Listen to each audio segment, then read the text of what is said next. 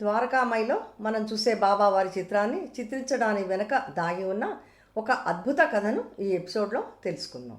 బాబా స్వయంగా మన ముందు కూర్చొని ఉన్నారా, మనల్ని చూస్తున్నారా, దీవిస్తున్నారా అని అనిపించేటువంటి ఒక అద్భుత ఫోటో.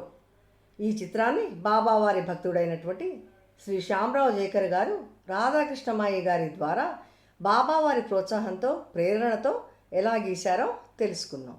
ఓం సాయిరామ్. షిరిడి సాయిబాబా సత్సంగ్కి స్వాగతం. ఈ విషయాన్ని శ్రీమతి పవన నిర్మల ప్రభావతి గారు రచించినటువంటి శ్రీ షిరిడి సాయినాథ్ భాగవతంలోని 14వ అధ్యాయం నుండి తీసుకోవటం జరిగింది. బాబాను అంకిత భావంతో పూజించేటువంటి భక్తురాలు రాధాకృష్ణమాయి గారు. షిరిడి ఉద్ధరణలో బాబావారి అంకిత భక్తురాలైనటువంటి రాధాకృష్ణమాయి గారి పాత్ర ఎంతైనా ఉంది. ఈవిడ ప్రస్తావన శ్రీ సాయి సచ్చరిత్రలో ఎక్కువగా చేయబడలేదు. ఈవిడ అపారమైన ప్రతిభావంతమైన శిష్యురాలు.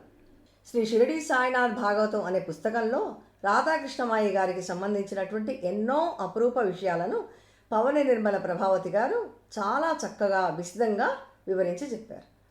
అలాంటి విషయాలలో మనకి అరుదుగా తెలిసినటువంటి ఒక విషయం, శ్రీ శ్యామరావు జైకర్ గారు బాబావారి చిత్రాన్ని గీసే విషయంలో రాధాకృష్ణమాయి గారు ఎలా దోహదపడ్డారో వివరంగా తెలియజేస్తుంది. రాధాకృష్ణమాయి గారు వివిధ రంగాలలో ప్రజ్ఞను కలిగి ఉంటారు. పురాతనమైన భారతీయ నృత్య సంప్రదాయంలో అవగాహనను పెంచుకుంటారు. పురాతన సంస్కృత ఆధ్యాత్మిక గ్రంథాలను చదివి క్రమశిక్షణతో ఈవిడ ఈ విద్యను నేర్చుకుంటారు. అటువంటి దైవిక కళల్లో ఒకటి సింహనందిని నృత్యం. ఈ నృత్యం చాలా కష్టతరమైన నృత్యం. గురువు ఇంకా శిష్యురాలు ఇద్దరే కలిసి చేసే నృత్యం ఇది. ఈ నృత్యం చేసే ముందు ఒక తెల్లని బట్టను ఒక చోట పరుస్తారు. నేలపై వివిధ రకాల రంగులను చల్లుతారు. ఈ రంగులపై నర్తకి నిమగ్నమై ధ్యానం చేస్తూ నృత్యం చేస్తూ మధ్య మధ్యలో తన పాదాలకు అంటిన రంగుల్ని ఈ తెల్లటి బట్టపై అద్దుతూ ఉంటారు. నృత్యం చేస్తున్న సమయంలో మధ్య మధ్యలో చిత్రం ఎలా వస్తుందోనని అసలు చూడరు. అదే ఈ నృత్యంలో ఉన్న ప్రత్యేకత. నర్తకి తన్మయత్వంతో నృత్యం చేస్తూ ఉంటారు. నృత్యం పూర్తయిన తర్వాత చూస్తే ఒక చక్కటి చిత్రం తయారవుతుంది. ఇలాంటి ఇంతటి ఆధ్యాత్మికతను ఏకాగ్రతను కలిగి ఉన్న ఈ నృత్యాన్ని రాధాకృష్ణమాయి గారు సంస్కృత గ్రంథాల నుండి తెలుసుకుంటారు. అయితే ఈ నృత్యంలో పాదాలను ఉపయోగించే చోట పాదాలకు బదులుగా రాధాకృష్ణమాయి గారు తన ఆధ్యాత్మిక అంతర్దృష్టితో తన అరచేతులను ఉపయోగించి రంగులలో అద్ది తన్మయత్వంతో నృత్యం చేస్తూ బట్ట మీద అద్ది ఒక చక్కటి చిత్రాన్ని తయారు చేసేటువంటి ప్రజ్ఞను పొంది ఉంటారు. ఒకసారి మకర సంక్రాంతి నడుస్తున్న రోజున బాబా ద్వారకామాయిలో లేనప్పుడు రాధాకృష్ణమాయి గారు తెల్లవారుజామున నిద్రలేచి ద్వారకామాయి అంతటా శుభ్రం చేసి కళాపి చల్లి రంగవల్లులు ముగ్గులు పెట్టి బాబా కూర్చునే రాయిని కూడా శుభ్రం చేసి దానిపై ఒక తెల్లటి బట్టను పరుస్తారు. ఆ తర్వాత ముందున్న ఖాళీ ప్రదేశంలో రకరకాల రంగుల్ని నేలపై చల్లుతారు. ఇలా ప్రదేశాన్ని మొత్తం శుభ్రం చేసుకొని తను సింహనందిని నృత్యాన్ని తన్మయత్వంతో చేయడం ప్రారంభిస్తారు. అలా నృత్యం చేస్తూ తన్మయత్వంలో బాబాను తన రాధాకృష్ణుడిగా ఊహించుకుంటారు. సాయిబాబా ఈవిడకు యువ సాయిబాబా లాగా కనిపిస్తారు. బాబా కాళ్లకు గజ్జలు కట్టుకొని ఈవిడితో పాటు నృత్యం చేస్తున్నట్టుగా అనుకుంటూ చక్కటి స్వరంతో రాధాకృష్ణ సాయి కృష్ణ, సుందర కృష్ణ సాయి కృష్ణ, రాధాకృష్ణ ఆనంద కృష్ణ, సాయి కృష్ణ రాధాకృష్ణ అని పాడుతూ ఉంటారు.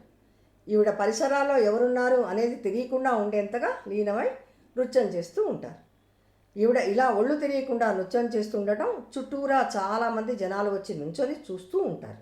రకరకాలుగా మాట్లాడుకుంటూ ఉంటారు. ఆవిడ తన పరిసరాలను గమనించే స్థితిలో ఉండరు. పూర్తిగా లీనమై బాబాను కృష్ణుడిగా, తనను రాధగా, తన చుట్టూ ఉన్న ప్రతి ఒక్కరిని గోపగోపికలుగా ఊహించుకొని తన్మయత్వంతో నర్తిస్తూ ఉంటారు.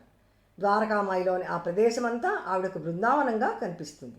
నేలపై చల్లిన రంగులపై ఆవిడ ఎగురుతూ ఉంటే లేచిన పొగ గోధూళిగా కనిపిస్తుంది. వాతావరణం ఆనందంతో భక్తితో నిండిపోతుంది. రాధాకృష్ణమాయి గారు ఇలా నృత్యం చేస్తూ అరచేతులకు రంగులను అంటించుకొని తెల్లటి బట్టపై అద్దినటువంటి రంగుల నుండి ఒక అద్భుతమైన బాబావారి చిత్రం తయారవుతుంది. స్వయం బాబా కూర్చొని మనల్ని ఆశీర్వదిస్తున్నారా అనే భావన కలుగుతుంది. అప్పుడే అకస్మాత్తుగా బాబా ద్వారకామాయికి తిరిగి వస్తారు. రాధాకృష్ణమాయి గారు అసలు ఈ లోకంలో ఉండరు. తన్మయత్వంతో నృత్యం చేస్తూ ఉంటారు. బాబా చుట్టుపక్కల జనాలు గుమిగూడి ఉండటం, రకరకాలుగా మాట్లాడుకోవటం చూస్తారు. ఇదంతా చూస్తున్న బాబాకు చాలా కోపం వస్తుంది. రౌద్ర రూపం దాలుస్తారు.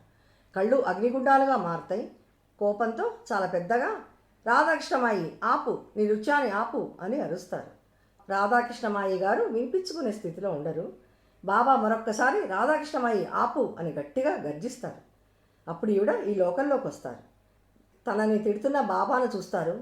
ఇది ద్వారకామయ్య అనుకున్నావా, లేక నువ్వు నృత్యం చేసేస్తావు రంగస్థలం అని అనుకున్నావా అని అంటూ, ఇక్కడ నుండి వెంటనే వెళ్ళిపో, ఇంకొకసారి నా ముందుకు రాకు, నాకు కనపడద్దు, కనిపిస్తే నిన్ను చంపేస్తాను అని అరుస్తారు బాబా. బాబా తను కూర్చునే రాయి దగ్గరికి వెళ్ళి తెల్లటి బట్టపై రాధాకృష్ణమాయి గారు తన చేతుల రంగులతో అద్దితే తయారైనటువంటి తన చిత్రాన్ని చూస్తారు. ఆ బట్టను తన చేతితో భద్రంగా పట్టుకుంటారు. జనాలందరూ బాబా చాలా కోపంలో ఉన్నారు, ఈ బట్టను ధునిలో వేస్తారేమో అని అనుకుంటూ ఉంటారు.